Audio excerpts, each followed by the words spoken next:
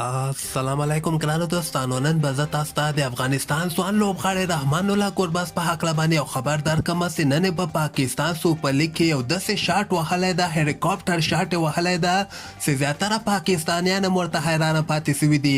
که تاسو هم دغه شاټ خوښ سوی نو دغه ویډیو در سره حتما لایک کړئ او لاندې په کمنټ کې رحمان الله ګربز زنده‌باد در سره ولیکئ.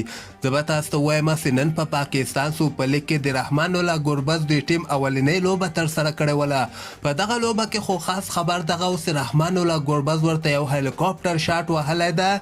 دوی دغسې خبر ورکړی ده چې موږ خبر نه و چې ګربز هم هلیکاپټر شاټ وهلی سي. دوی دغسې وایي چې موږ خو رشید خان نه خبر و، خو رحمان الله ګربز نه بیا بیخي خبر نه و او ګربز چې څنګه هلیکاپټر شاټ ووهه مهیندر سنګ دوني نه یعنې کم نه و او ډېر زبردسته بیټینګ هم ګربز په دغه لوبه کې کړی ده.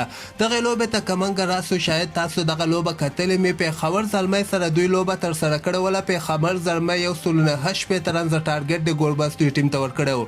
زه به تاسو ته وایم چې د ګربز دوی ټیم بیا اوپنرانو ډېر ښه بیټینګ ورته وکړه. پال سټرلینګ 50 رنزه کړي او ایلک هیر ورته 82 رنزه کړي دي.